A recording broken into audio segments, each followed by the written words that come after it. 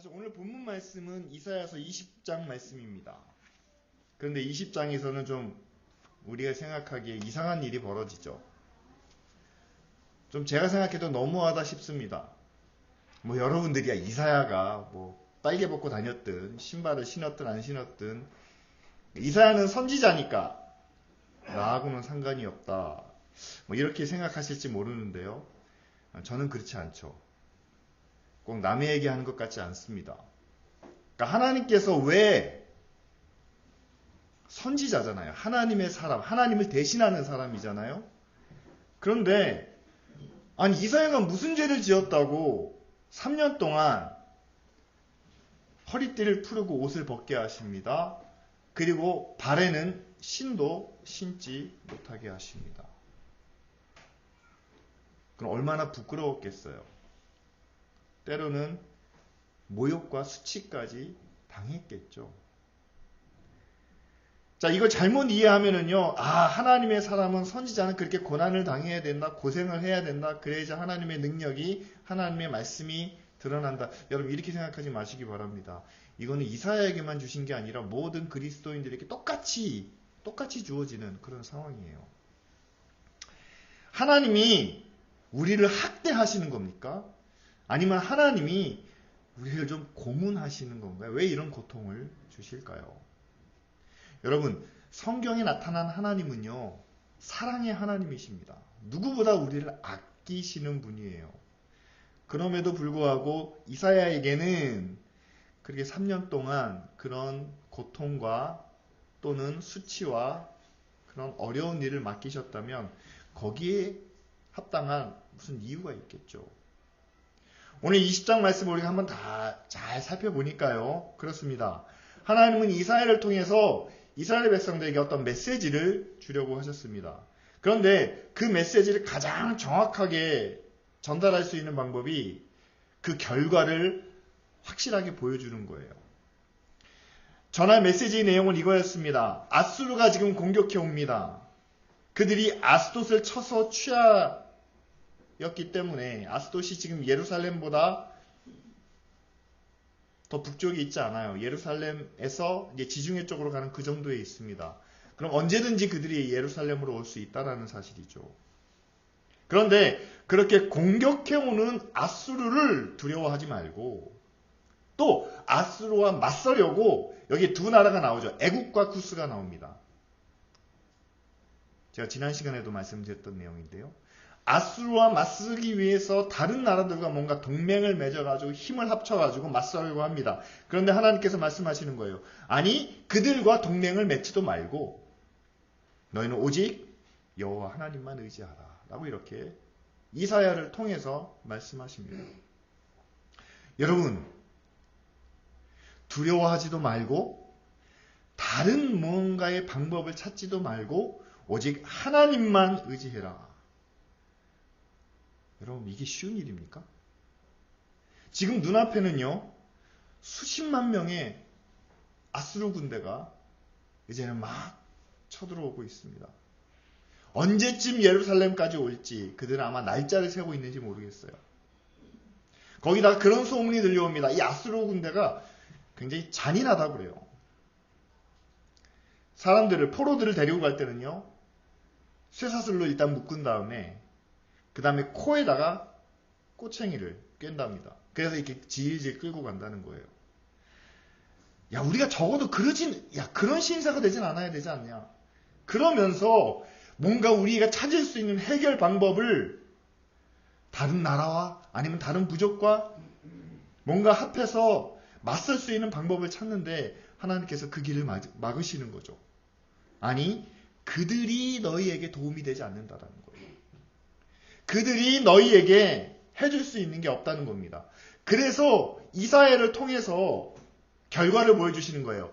너희들이 그렇게 원했던 애굽도 그리고 너희들이 믿었던 구스도 아수르 앞에서는 이렇게 끌려갈 거다라고 하면서 이사야의 옷을 벗기고 신발을 벗겨서 그렇게 끌려가는 모습을 시각적으로 보여줬다는 거죠.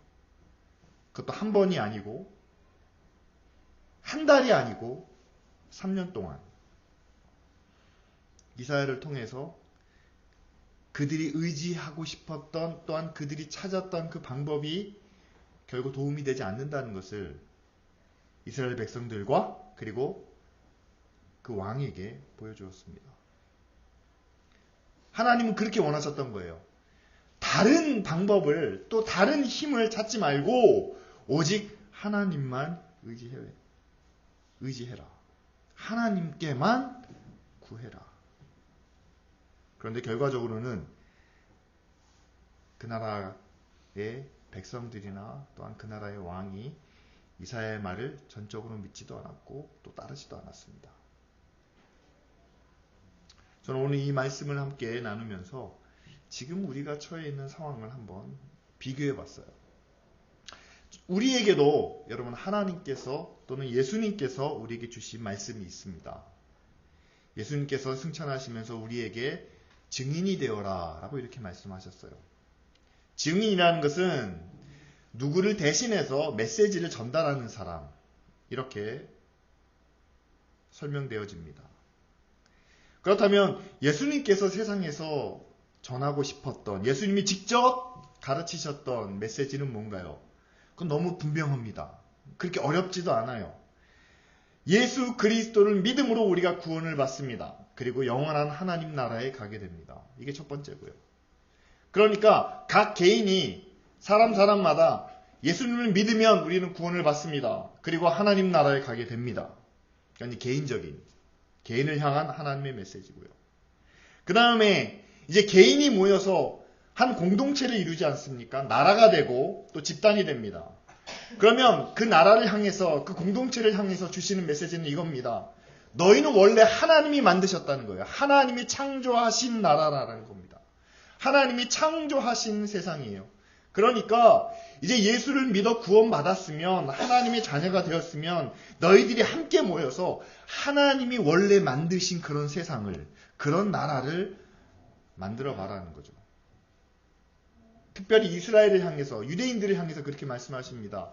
너희가 하나님의 택함 받은 백성이고 그리고 예수님을 통해서 구원받은 자녀라며 이제는 너희들이 함께 모였을 때는 그곳은 하나님의 나라, 하나님이 다스리시는, 그리고 하나님의 뜻이 이루어지는 그런 나라가 되어야 된다는 거죠. 그래서 예수님도 이렇게 말씀하셨습니다. 제자들을 향해서 너희의 착한 행실을 통해서 세상이 그걸 보고 하나님께 영광을 돌리게 하라 라고 이렇게 말씀하시죠. 그렇습니다. 하나님은 우리를 구원해 주셨고 이제는 구원받은 우리가 하나님의 은혜로, 하나님의 사랑으로 세상을 구원해야 되는데, 우리가 세상을 구원할 수 있는 방법은 이거라는 거죠. 우리의 착한 행실을 통해서, 그리고 예수님이 우리에게 먼저 보여주신 그런 의와 선하신 그런 모습을 통해서 그들이 우리를 보고 하나님을 알게 되고 예수 그리스도를 그들도 보게 되고, 그래서 우리가 사는 이 세상이 점점 더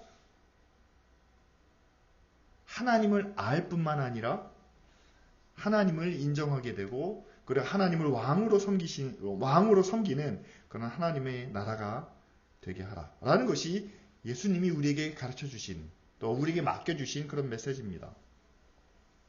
그런데 여러분 어떻습니까? 말이 쉽죠. 이사야가 전해야 될 메시지나 지금 우리가 전해야 될 메시지나 진짜 말이 쉽지 이게 절대로 쉬운 일이 아닙니다. 적들이 막 쳐들어오는데 군사력을 더 키워야 되는데, 우리의 힘을 더 키워야 되는데 그러지 말고 하나님만 의지하라 라는 말씀이나, 여러분 세상이 지금 어떻습니까? 세상을 향해서 하나님의 의를, 하나님의 선하심을 우리가 나타내야 된다고요? 세상이 워낙 악하고 세상이 워낙 어두우니까 우리가 하나님의 선하심을, 하나님의 의를 나타내면은요, 그게 금방 드러날 수 있습니다. 그러니까 의로운 일이 금방 드러날 수는 있어요. 그런데 금방 드러나는 것만큼 그만큼 반대와 공격과 핍박도 크다는 사실이죠. 사람들이 다 그 길로 나아가기 때문에 거기서 우리가 한 걸음만 벗어나도요, 여러분 엄청난 반대를 그리고 고난을 경험할 수 있습니다. 요즘 학교에서 일어나는 왕따라든가 아니면 일진이라든가 이런 그런 모습들이 어디서 나오는 건가요?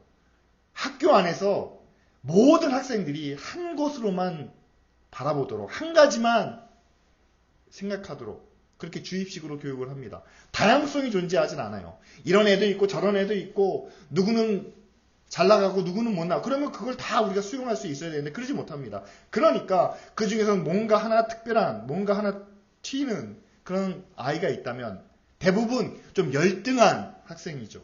좀 모자란 아이죠. 여러분, 모자란 아이는 세상에서 살면 안 됩니까? 아니잖아요.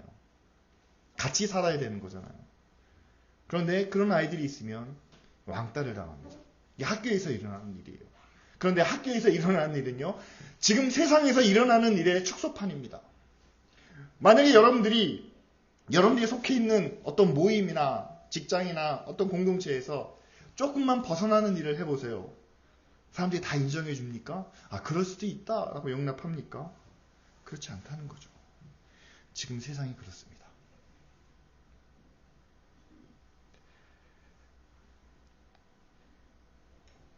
뭐 제가 굳이 말씀드리지 않아도 여러분 뉴스를 보면은요, 날마다 문제가 생겨요.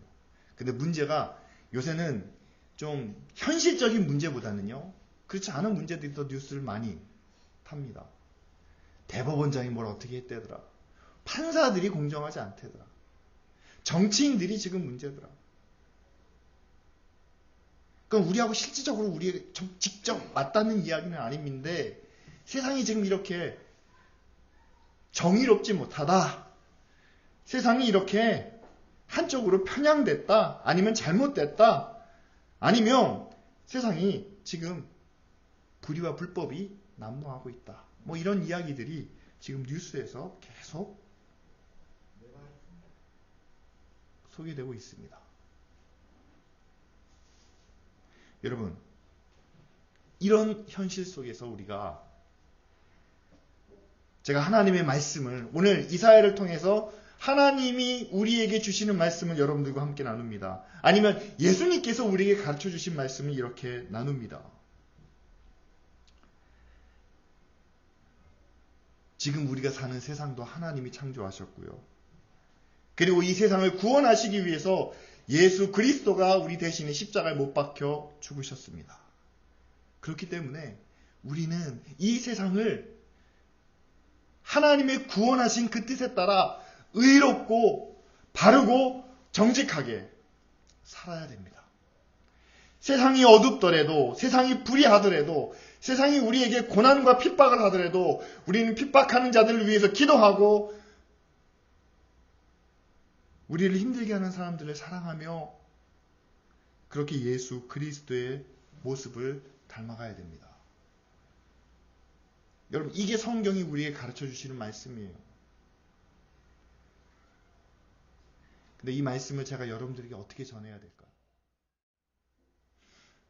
그래서 저도 한번 생각을 해봤어요. 만약에 이사야가 지금 이 상황에서 복음을 전해야 된다면 어떻게 했을까? 그러니까 하나님께서 이사야에게 주신 메시지는 이거였습니다.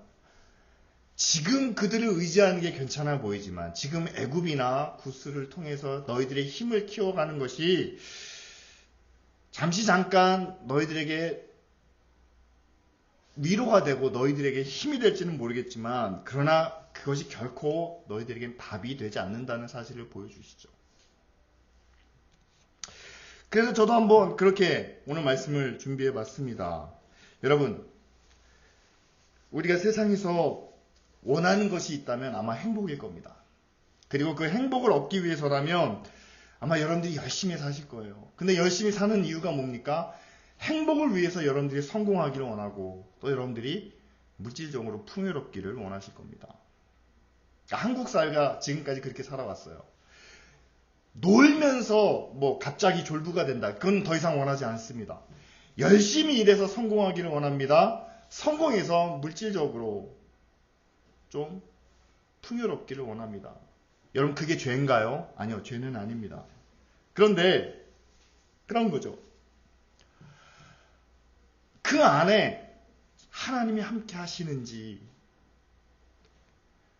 그리고 하나님의 뜻과 그것이 얼마나 일치하는지 우리가 그것을 먼저 고려해 보지 않았다는 사실이죠. 여러분, 이사야에게 하나님께서 이 말씀을 주시는 겁니다. 하나님만 의지해라. 다른 힘을 통해서 뭔가 얻으려 하지 말고, 그것을 문제를 해결하라고 하지 말고 먼저 하나님을 의지하라. 여러분, 그 말씀이 지금 우리에게는 어떻게 적용될 수 있냐면요, 여러분, 하나님이 우리의 행복을, 우리의 성공을 절대로 반대하시거나 그것을 회방하시는 분이 아니라는 겁니다. 하나님도 자기 백성들이 성공하기를 원하세요. 하나님이 자기 백성들이 편안하게 살기를 바라십니다. 그런데 순서에 문제가 있다는 사실이에요. 다시 말하면 이겁니다. 여러분, 우리가 믿는 신앙의 가장 기초에는 하나님이 우리를 만드셨습니다. 그리고 하나님이 세상을 창조하시고 지금도 세상의 주인이 되십니다. 그러면 여러분, 우리가 태어나기 전부터 세상은 하나님 거예요. 그러면 우리가 태어난 이 세상에서, 우리가 살아가는 이 세상에서 어떻게 하면 우리가 잘 살 수 있을까요? 그리고 어떻게 하면 이 세상에서 우리가 행복할 수 있을까요? 여러분, 우리가 잘 살고 우리가 행복하는 그 길은 우리로부터 시작되는 것이 아니라 이미 하나님께로부터 시작되었다는 사실입니다. 그렇다면 우리가 잘 살기 위해서, 우리가 행복하기 위해서 우리가 누구에게 먼저 물어봐야 되냐면요, 우리는 하나님께 먼저 그것을 물어야 됩니다. 하나님, 어떻게 하면 제가 세상에서 좀 잘 살 수 있을까요? 하나님, 어떻게 하면 우리가 세상에서 좀 행복할 수 있겠습니까? 저는 경제적으로도 어렵지 않기를 원합니다. 저는 사회적으로도 인정받기를 원합니다. 우리가 원하는 것들은 참 많습니다. 이런 것들을 다 원하는데 하나님, 우리가 어떻게 해야 이것들을 좀 누릴 수 있을까요?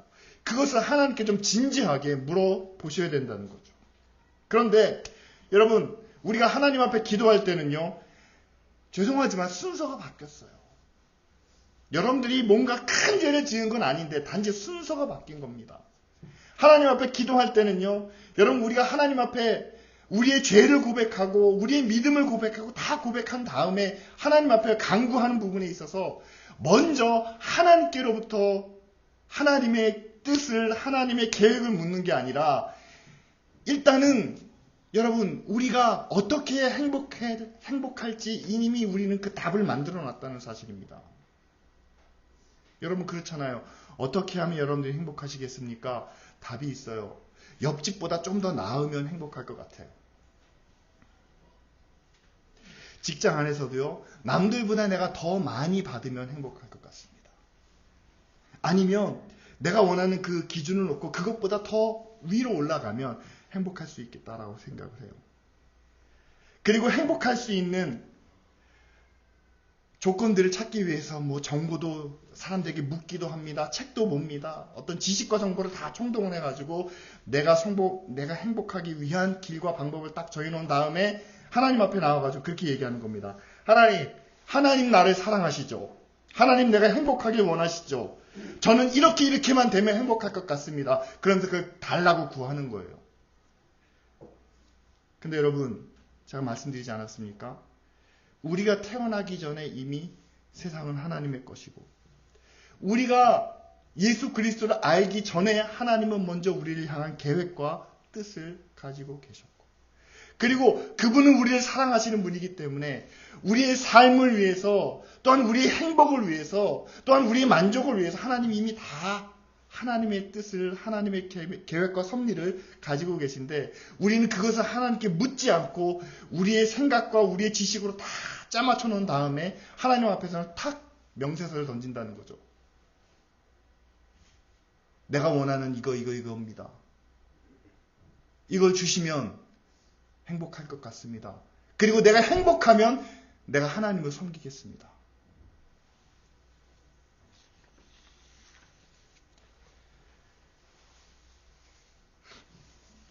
여러분, 우리의 행복도, 우리의 만족도 여러분 하나님으로부터 시작되어야 된다는 사실입니다. 이사야가 말한 것도 그거였어요. 하나님을 의지하면 그게 그냥 기적처럼 어떤 초자연적인 능력처럼 다 해결된다는 그게 아니라 하나님을 의지할 때 하나님의 계획과 하나님의 섭리를 통해서 하나님의 구원이 반드시 이루어진다는 믿음이었습니다. 우리도 마찬가지예요. 여러분, 우리가 하나님만 믿으면 기적처럼 성공이 이루어지거나 우리가 하나님의 뜻대로만 살면 그냥 모든 문제가 다 눈 녹듯이 없어지는 게 아닙니다. 우리의 순서가 바로 잡혀야 된다는 거예요. 우리가 열심히 살아야 됩니다. 잘 살기 위해서 노력해야 됩니다. 행복을 위해서 우리가 마음과 뜻과 정성을 모아야 합니다.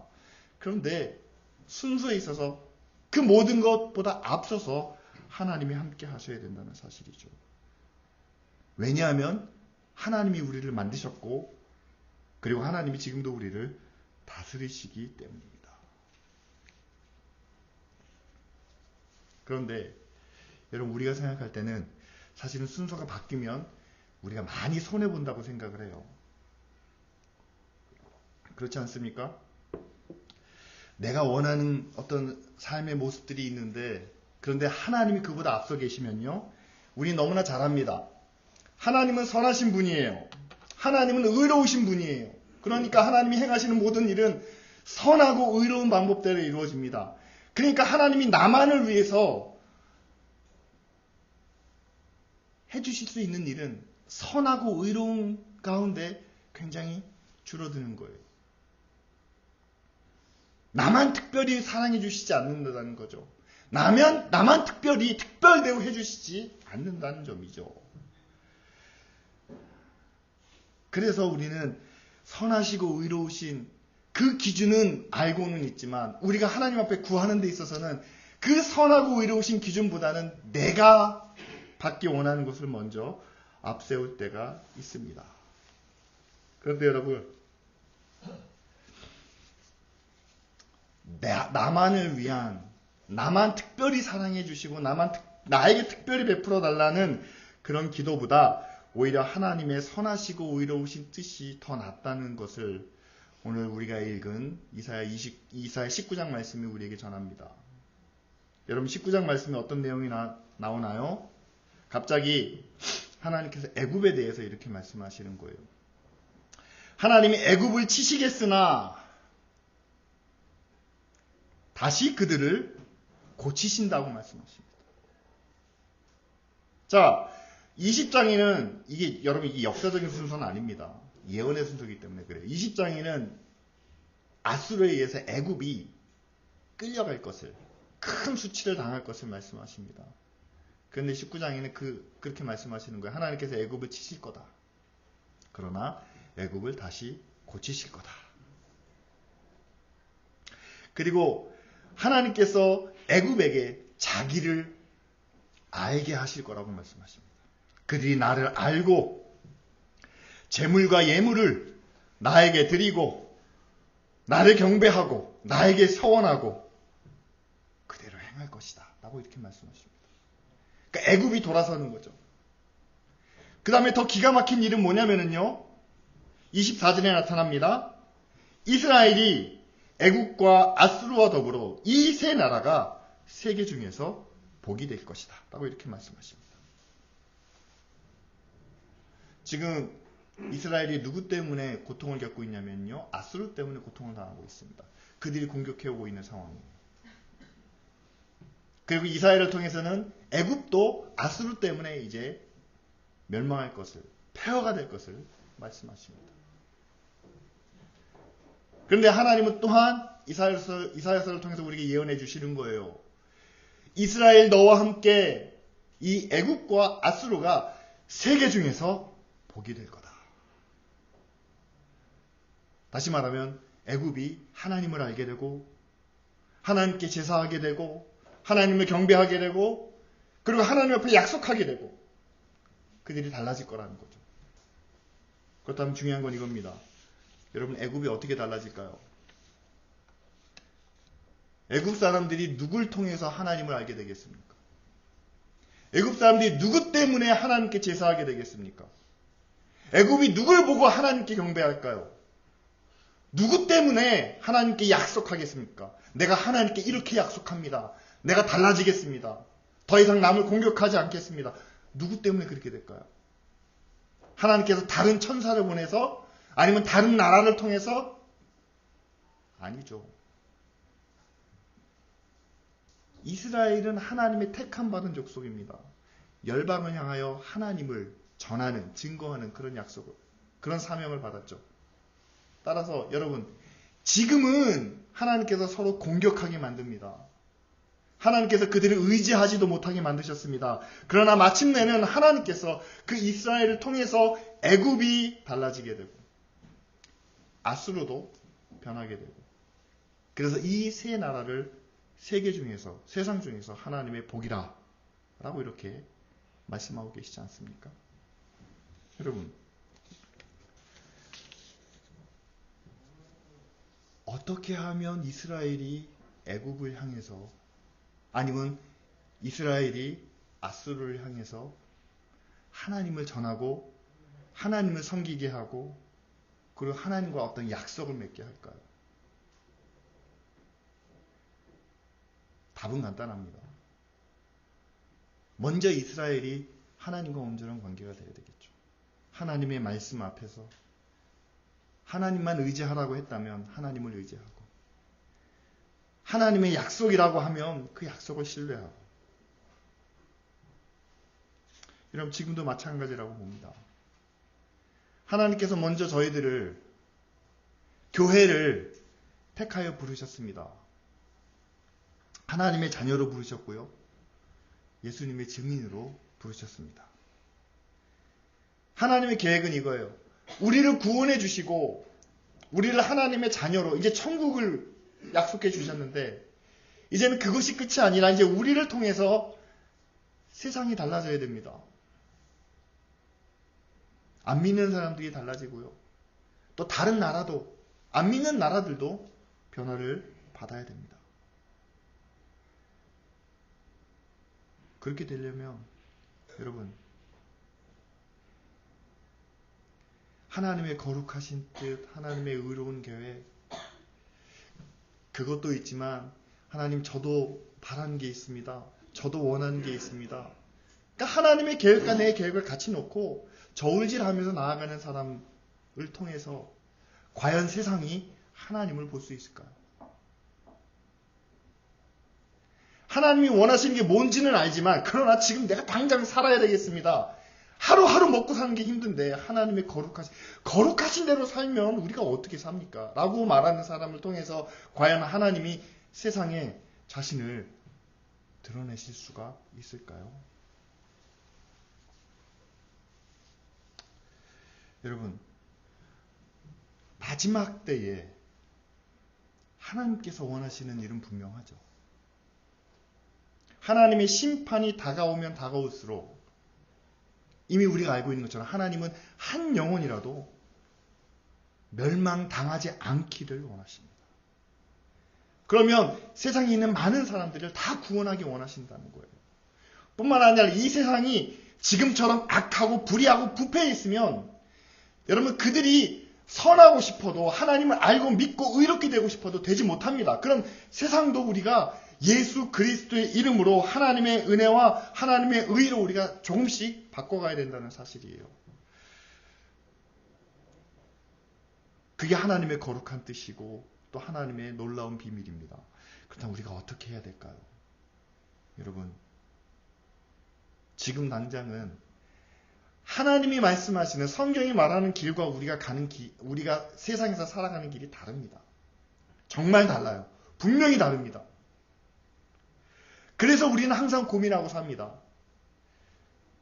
그냥 사람들이 사는 대로 살 것인가? 아니면 성경이 말하는 대로 우리가 살려고 노력할 것인가? 그런데 오늘 이사야의 말씀을 통해서 정말 마지막 날에 이스라엘을 통해서 애굽도 달라지고 아수르까지도 하나님께서 복에 포함시켜 주신다면, 지금 이 시대에 하나님을 주인으로 섬기며 하나님의 의를, 그리고 하나님의 선하심을 온전히 붙잡고 나아가는 믿음의 자녀들을 통해서, 또 그런 교회를 통해서 하나님이 이 나라를 변화시키시고, 또 하나님이 우리 이북에 있는 북한까지도 복의 자리로 이끌어 주시지 않겠습니까?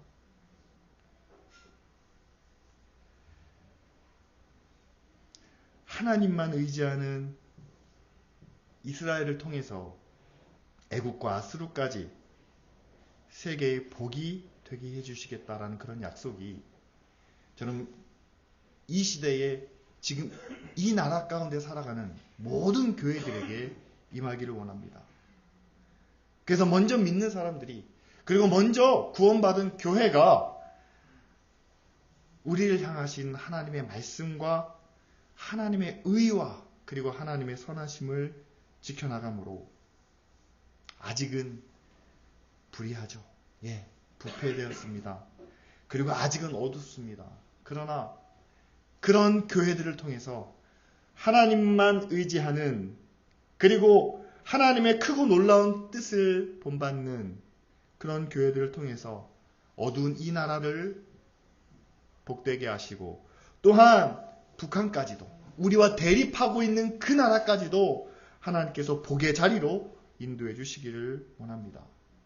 여러분, 그렇기 위해서는 먼저 우리가 이사야의 말씀에 귀를 기울여야 되겠죠. 하나님만 의지하라고 하십니다. 그리고 그 하나님을 의지할 때 우리의 원하는 것, 우리가 바라는 것, 그것보다 우리보다 먼저 계신 하나님의 거룩하신, 또한 하나님의 놀라우신 뜻을 믿고 따르라고 우리에게 말씀합니다.